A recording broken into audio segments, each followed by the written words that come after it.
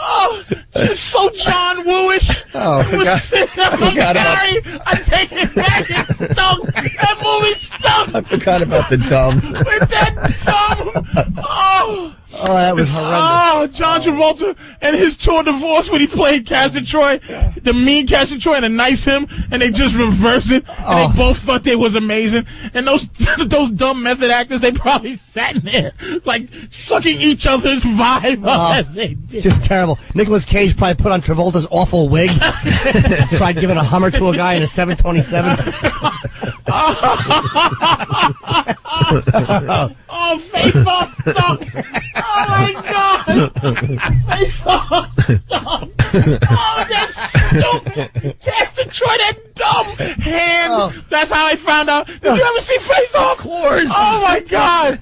Oh, Jesus. See if you can get a clip of that for when we come back. Yeah. That stupid, annoying finger brush that you smelly in the fingers state-of-the-art prison with the magnetic boots. Terrible. We got to step aside for a second. And Danny, what else you got? You got terrible Nicolas Cage acting? Yeah, there's a clip from The Wicker Man that wow made me laugh really hard the first time I heard it. All right, so F Nicolas Cage and his stupid royalty. Wow. Or how about in Tin Man or whatever? What was it called where he plays the guy who he added Tourette's to try to give his character depth, and it had no bearing on the film whatsoever.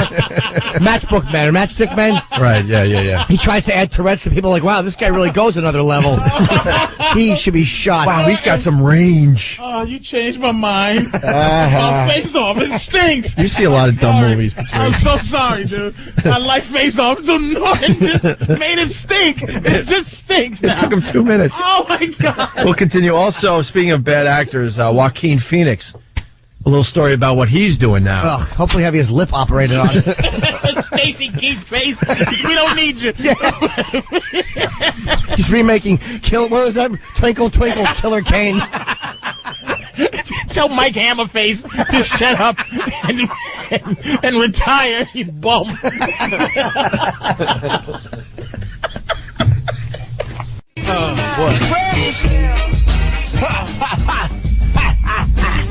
Opie and Anthony.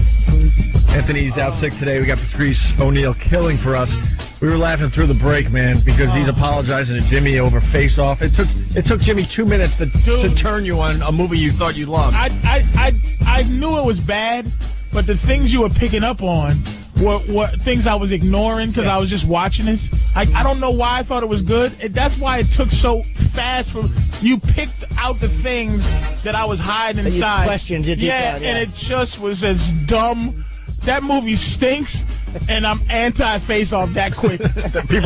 People are like, wow, what a hell of a heel turn you made with Face Off today.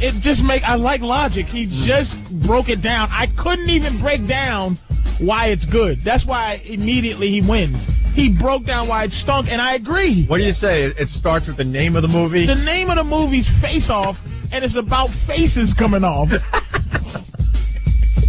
It's about faces coming off. It stinks. It's a heinous movie. Face Off. And we just saw the clip where Travolta comes and hugs his wife, and the daughter runs in, and they look at each other lovingly, and he does that awful, it's like a blind, it's the way David Patterson says hello to somebody. He just puts his hand, he just brushes his dumb hand over her face, and her lower lip drips a little when his finger brushes. No, and Norton, see, I remembered that he squeezed it, like he would hold it and pull the face, as he's pretending to pull the face off.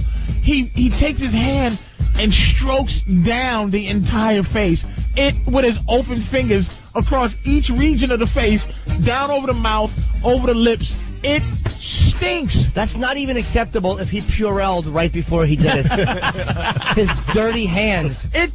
I can't believe, Norton, I have no comeback for how bad that movie is. Well, I'm right with you. And let's stay with Nicolas Cage. Danny found something that's really funny, Danny. You guys been making fun of Face Off for a while, you and Travis? Yeah, me too. Dude. Since we've all known each other as a group, we've been just bragging on that, especially the part where Travolta is talking to his crew. He's the Nicolas Cage character now, but he's talking to his crew. He's talking about what happened. He goes, they took his face, and then he makes this gesture like he's taking the face off, like Patrice had mentioned, off, and like this big dramatic pause. They took his face off. It's just, and he's walking around with the lower derm. What's the second layer of skin? Oh yeah, I was just watching that on YouTube. Yeah, where and he's just walking around. He's doing acting with the muscle tissue. And he's smoking a cigarette, and it's just muscle tissue. It's muscle tissue and a cigarette, just walking around, angry that he has no face, with his magnetic boots. And then when they come in and they have completely different bodies, but since they have the same faces, you think it's him. Oh yeah, John Travolta, who's pudgy, and Nicolas Cage, who works out every day. You know what? I got his face. Let me put Opie's face on my face, and I'm gonna walk around and now. It's gonna be face off now.